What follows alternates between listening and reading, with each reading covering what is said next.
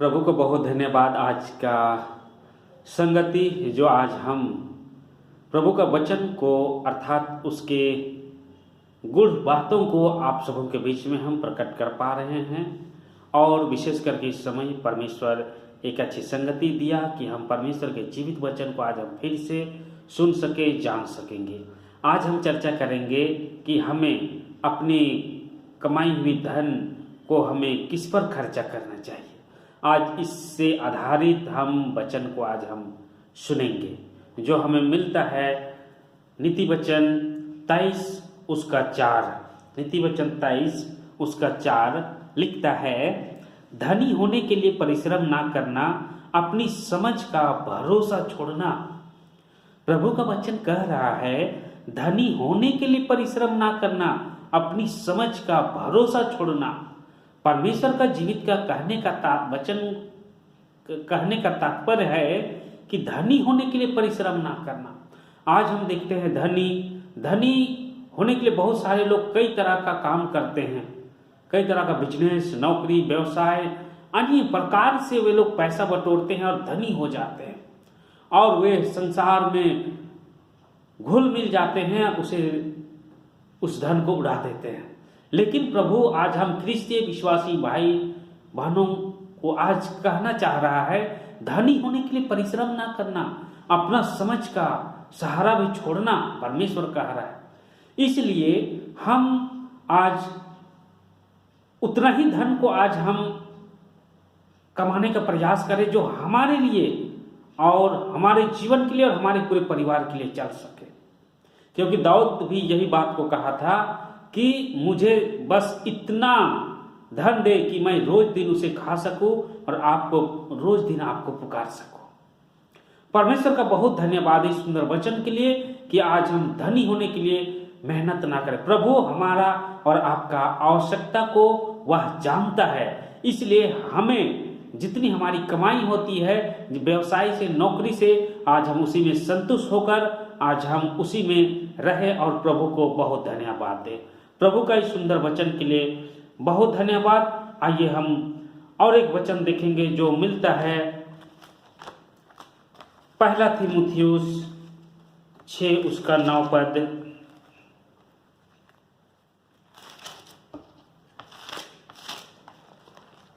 1 तीमुथियुस 6 उसका 9 पद।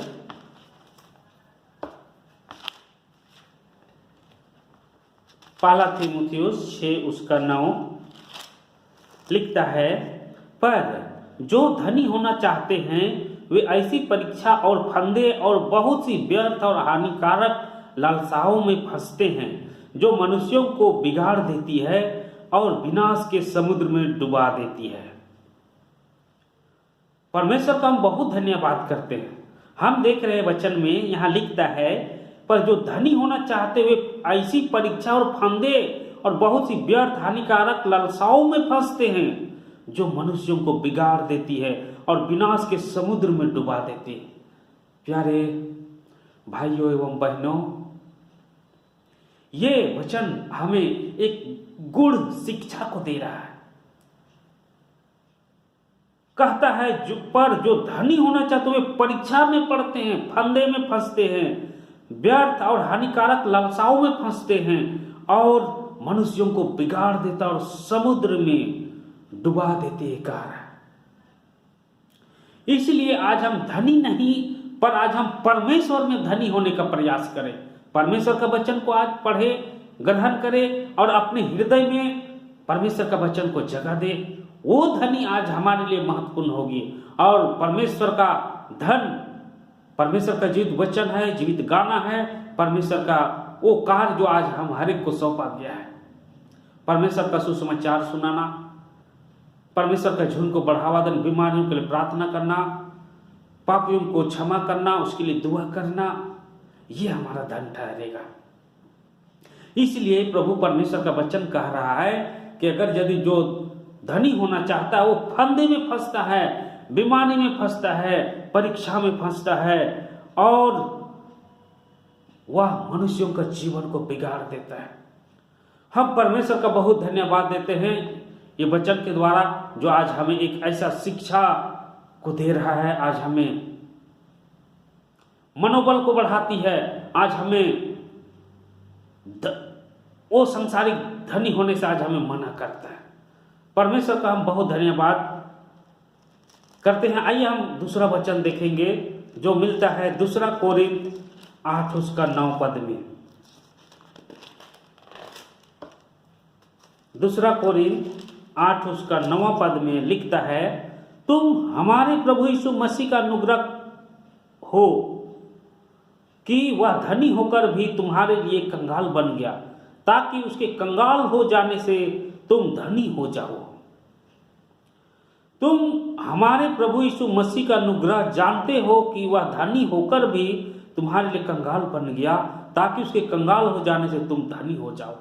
ये पौलुस प्रेरित कोरिन्थ मंडली में वह कह रहा है कि तुम जानते हो कि प्रभु यीशु मसीह धनी होकर भी वह कंगाल बन गया, जिसके द्वारा कि हम और आप धनी बन जाएंगे। प्रभु महान है, सर्वशक्तिमान पिता परमेश्वर है। वह तो स्वर्ग राज में विराजमान है, उसके पास धन संपत्ति हर चीज उनके पास है।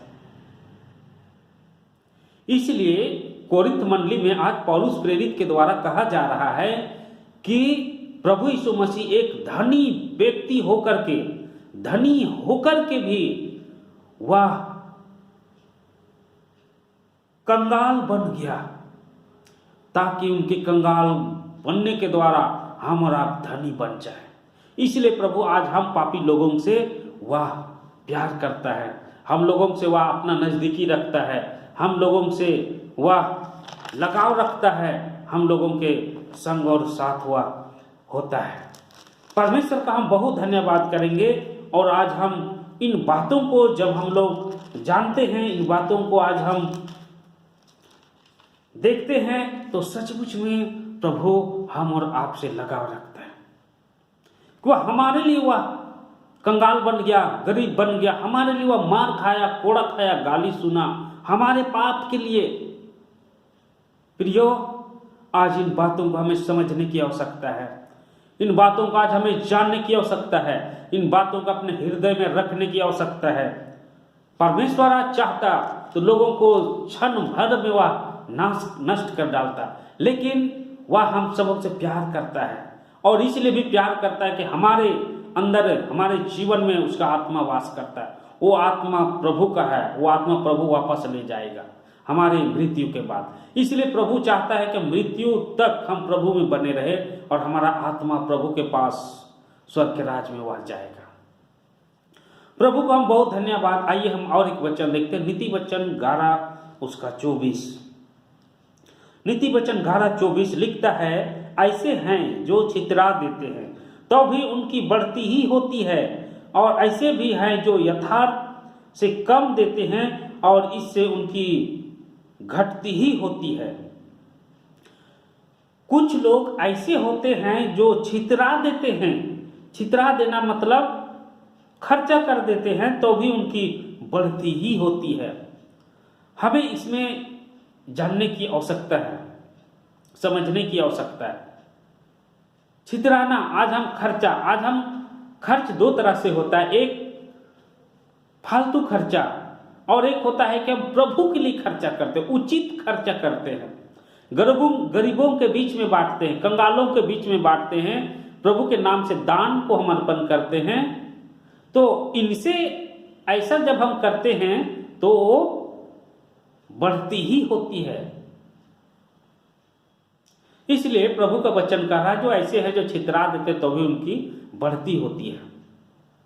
छितराना मतलब हम प्रभु के सेवा के कार्य में पैसा लगाते हैं, खर्चा करते हैं, समय को देते हैं, गरीबों के बीच में हम बांटते हैं, कंगालों के बीच में हम आर्थिक मदद करते हैं, जिससे प्रभु का वचन कह रहा है कि आपकी बढ़ती ही होगी। और कह रहा है, और ऐसे भी है जो यथार्थ से कम देते हैं और उनकी घटती ही होती है।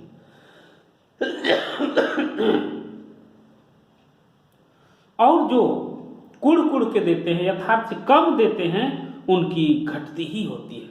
इसलिए हम प्रभु में यथासंभव हो कि हम प्रभु के सेवा कार्य में हम अपने धन को खर्चा करें, अपने इनकम को खर्चा करें, जिससे प्रभु आनंदित होकर हमारी इनकम को और बढ़ोतरी करेंगे। जब हम प्रभु के कार्य में हम जब खर्चा करते हैं, तब हम प्रभु को बहुत धन्यवाद करते हैं इस वचन के द्वारा, जो आज हम सबों को ऐसा शिक्षा देता है। तो आज हमें चाहिए कि आज हम ऐसा खर्चा करें कि उसे हमारा बढ़ती होगा। हम और एक वचन देखते हैं, पहला कोरिन्थ उसका 9 उसका 14। पहला कोरिन्थ 9 उसका 14 लिखता है, इसी रीति से प्रभु ने भी ठहराया कि जो लोग सुसमाचार सुनाते हैं उनकी जीविका सुसमाचार से हो। पौलुस प्रेरित का कहना है,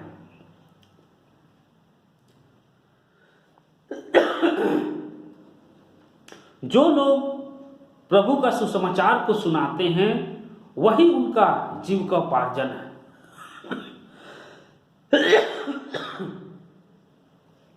वही उनका जीविकोपार्जन है।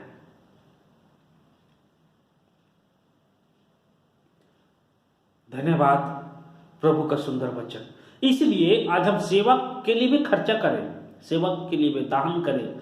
जब हम आराधना में जाते हैं, हम लोग दान इकट्ठा करते हैं, आज हम उस सेवा के लिए करते हैं। जो पौलुस प्रेरित कह रहा है कि जो सेवक का वही उसका जीविकोपार्जन है।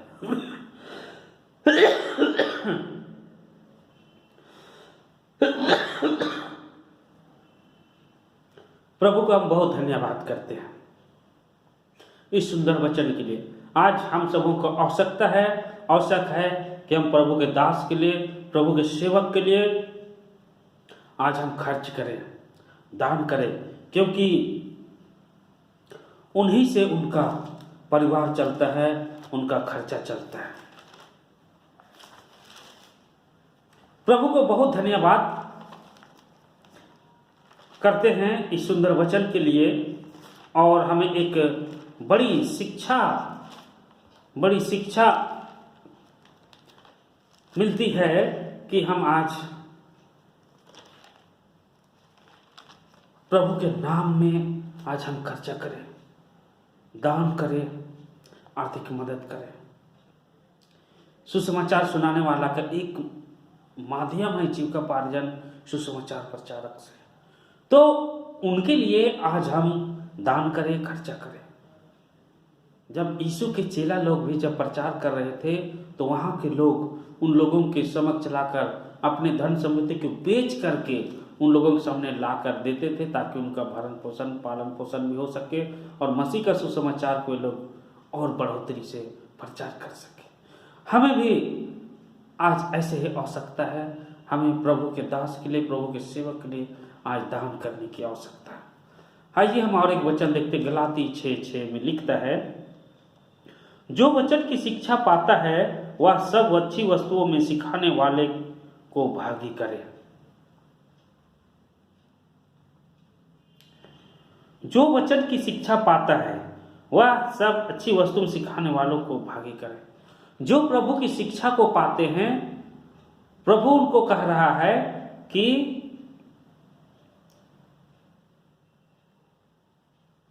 वे सब अच्छी वस्तुओं में सिखाने वालों को भागी करें। आज हम और आप सीखते हैं प्रभु का वचन को, उनके गीतों को, तो आज हम दूसरों के बीच में बांटने की आवश्यकता है, दूसरों को बढ़ाने की आवश्यकता है, दूसरों के बीच में सिखाने वाला का कारण बनेगा परमेश्वर का वचन। हम प्रभु का बहुत धन्यवाद करते हैं सुंदर वचन के लिए, कि आज हम जब एक अच्छी शिक्षा को ग्रहण करते हैं, सीखते हैं, तो आज हम उसे दूसरों के बीच में प्रकट करने का भी प्रयास करें। कहीं ऐसा ना हो कि हम अच्छी शिक्षा को पा चुके हैं और हम किसी को प्रकट नहीं कर पा रहे हैं, तो हमारा शिक्षा लेना व्यर्थ ठहरेगा। इसलिए बसी में प्रियो, हम प्रभु के उन वचन, गीत, सामर्थ्य को आज हम जानते हैं, हम दूसरों के बीच में प्रकट करने का प्रयास करें। हम लोग और भी वचन देखेंगे जो हम सबों को मिलता है। व्यवस्था विवरण 25 उसका 4 लिखता है, दांवते समय चलते हुए बैल का मुंह ना बांधना। यहां पे कहा जा रहा है एक बैल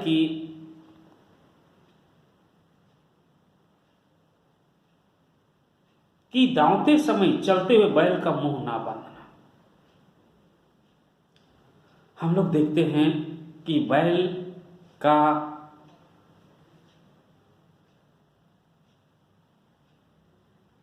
खाना भी उन्हीं के कर्मों के द्वारा होता है।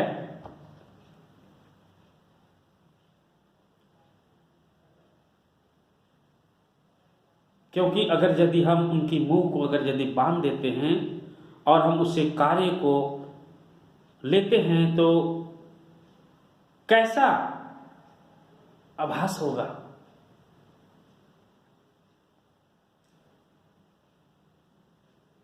इस वचन के माध्यम से हमें बताना चाह रहा है कि आज हमारे बीच में कई दास, सेवक, पादरी, पुरोहित, पास्टर, एक उनका जीविकोपार्जन है, उसका माध्यम है। तो आज हम उसे उनके लिए आज खर्च करने के लिए आज हम ना कतराएं, क्योंकि उनको आवश्यकता है। जैसे यहां पे हम देखते, दांवते समय चलते हुए बैल का मुंह ना बांधना।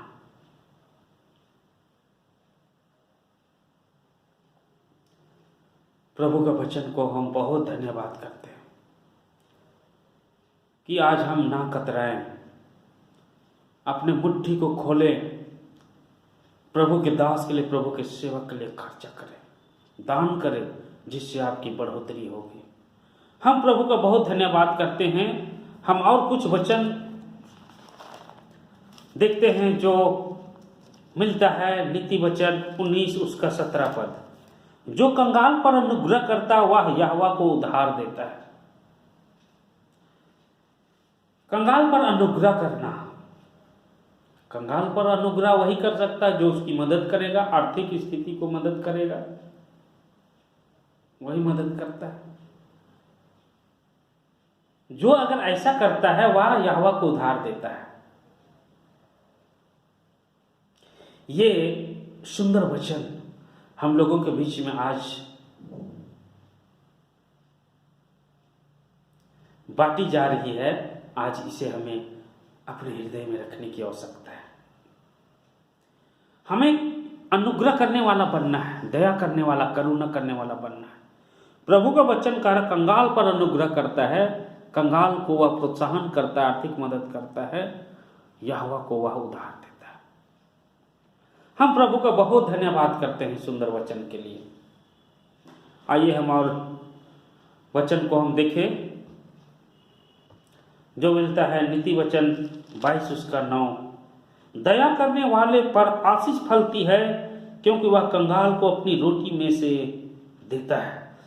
परमेश्वर का वचन कह रहा है कि दया करने वाले पर आशीष फलती है, क्योंकि वह कंगाल को अपनी रोटी में से देता है। कंगाल पर जो दया करता है उस पर आशीष फलता है, क्योंकि वह कंगाल को अपनी रोटी में से देता है। हम और आपको ऐसे ही बनना है मेरे प्रियो। ये जीवित वचन हम सबों के बीच में आज एक चेतावनी के रूप में दे रहा है कि आज ऐसा हमारे को करने की आवश्यकता है। धन्यवाद करते हैं सुंदर वचन के लिए। हम और एक वचन देखेंगे जो नीति वचन 14 उसका 21 में लिखता है, जो अपने पड़ोसी को तुच्छ जानता वह पाप करता, परंतु जो दीन लोगों पर अनुग्रह करता वह धन्य होता है। जो अपने पड़ोसी को तुच्छ जानता वह पाप करता है। जो अपने पड़ोसी को दया नहीं करता है, करुणा नहीं करता है, प्रेम नहीं करता है, वह पाप करता है। परंतु जो दीन लोगों पर अनुग्रह करता हुआ धन्य। दो दीन, गरीब, दुखियारी, कंगाल को जो अनुग्रह करता है, दान करता है, आर्थिक मदद करता है, वह धन्य होता है। यह परमेश्वर का जीवित वचन आज हम सबों को हौसला बुलंद करता है।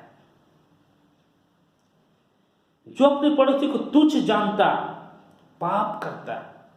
प्रभु तो कहा है अपने वचन में कि अपने पड़ोसी से अपने समान प्रेम रखो, अपने समान वार्तालाप करो, अपने समान उसके नजदीक में रहो। हम प्रभु का बहुत धन्यवाद देते हैं ऐसे सुंदर वचन के लिए। इसलिए आज हम अपने पड़ोसी को यथासंभव हो सके तो हम उसकी मदद करें, प्रभु उसको आगे बढ़ाएं, प्रभु की शिक्षा को दें और उनकी संगति करके उसे प्रभु के राज्य में लाने का प्रयास करें। प्रभु को हम बहुत धन्यवाद करते हैं। हम नीति वचन 3 उसका 9 में हम देखते हैं, नीति वचन 3:9 लिखता है, अपनी संपत्ति के द्वारा और अपनी भूमि की सारी पहली उपज दे देकर यहोवा की प्रतिष्ठा करना। अपनी संपत्ति के द्वारा अपनी भूमि की सारी पहली उपज यहोवा को देकर प्रतिष्ठा करना। इससे तेरे खत्ते भरे पूरे रहेंगे और तेरे सरकुंडों से नया दाख मधु उमड़ता रहेगा। पहली उपज, पहली कमाई प्रभु के नाम में समर्पित करें। इससे क्या होगा कि आपके खत्ते, आपके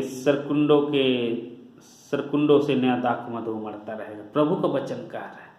इसलिए हमारी कमाई अर्थात इनकम को हम प्रभु में खर्चा करने का प्रयास करें, प्रभु के सेवकाई के लिए खर्चा करने का प्रयास करें। इसीलिए तो शुरू में ही प्रभु का वचन कहा कि धनी होने के लिए मेहनत ना करना। हमारे पास जितनी है आज हम उसी से अपना जीविकोपार्जन अर्थात प्रभु के सेवा कार्य के लिए भी आज हमें खर्च करने की आवश्यकता है। हम प्रभु को बहुत धन्यवाद करते हैं सुंदर वचन के लिए। धन्यवाद देते हैं ऐसा वचन जो आज हम सबों के बीच में मिलती है और हमें एक उच्च हौसला को बढ़ाता है कि आज हम इन वचन के जैसा आज हम करें। हम व्यवस्था विवरण 26 उसका 2 में देखते हैं, व्यवस्था 26:2, और जो देश तेरा परमेश्वर यहोवा तुझे देता है उसकी भूमि की भांति भांति की जो पहली उपज तू अपने घर लाएगा, उसमें से कुछ टोकरी में लेकर उस स्थान पर जाना जिसे तेरा परमेश्वर यहोवा अपने नाम का निवास करने को चुन ले। पहला उपज जिसे तू अपना घर लाएगा उसमें से कुछ परमेश्वर के चुने हुए स्थान में लाने के लिए कह रहा है, प्रभु के पास लाने के लिए कह रहा है। यानी पहला कमाई, पहला फल प्रभु के भवन में लाने का प्रयास करें। यह परमेश्वर का जीवित वचन कह रहा है। हम प्रभु का बहुत धन्यवाद करते हैं इस सुंदर वचन के लिए। इस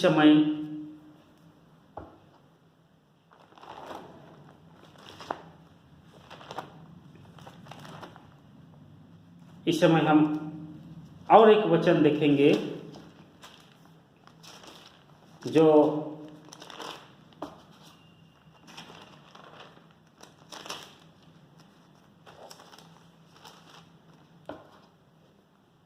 जो मिलता है मलाकी का पुस्तक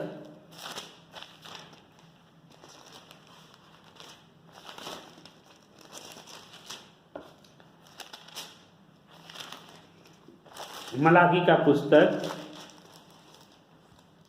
3 उसका 10, सारे दशमांश भंडार में ले आओ कि मेरे भवन में भोजन वस्तु रहे और सेनाओं का यहोवा यह कहता है, ऐसा करके मुझे परखो कि मैं आकाश के झरोखे तुम्हारे लिए खोलकर तुम्हारे ऊपर अपरंपार आशीष की वर्षा करता हूं कि नहीं। परमेश्वर का वचन हम और आपसे चैलेंज करता है कि प्रभु के भवन में अपनी पहली उपज को लाकर देखो और परखो कि प्रभु आकाश के झरोखे तुम्हारे खोलकर तुम्हारे ऊपर अपरंपार आशीष की वर्षा करता है कि नहीं। प्रभु चैलेंज कर दिया है। यह परमेश्वर का जीवित वचन है। परमेश्वर चैलेंज करता है, पहला उपज पहला कमाई परमेश्वर के भवन में ला करके देखो और मुझे परखो कि मैं आकाश में से मैं होकर तुम्हारे झरोखे को खोलता हूं कि नहीं खोलता। प्रभु का वचन बहुत आशीषमय वचन है, प्रतिज्ञा का वचन है, हम सबों के बीच में अपना वचन को रखता है और जिसके द्वारा हम इस जीवन में जीते हैं और उस पर आशा भरोसा विश्वास करते हैं। इसलिए आज हमें चाहिए कि हम प्रभु के वचन और उसके चेतावनी और उपकार को हम स्मरण करें, पढ़े, जाने, समझे और प्रभु को धन्यवाद करें। प्रभु को बहुत धन्यवाद इस सुंदर वचन के लिए। आज हम जितने वचन को आज हमने सुना, जाना, प्रभु का सामर्थ हम हर एक के जीवन में मंडराने पाए, प्रभु को हम बहुत धन्यवाद करते हैं।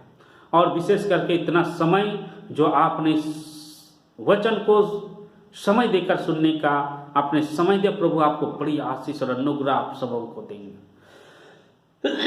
प्रभु का बहुत धन्यवाद करते हैं और हमारा निवेदन, हमारा रिक्वेस्ट, इस वचन को ज़्यादा से ज़्यादा शेयर करें, बांटें, जिसके द्वारा बहुतों का जीवन बचाया जाए। प्रभु को बहुत धन्यवाद। आमीन।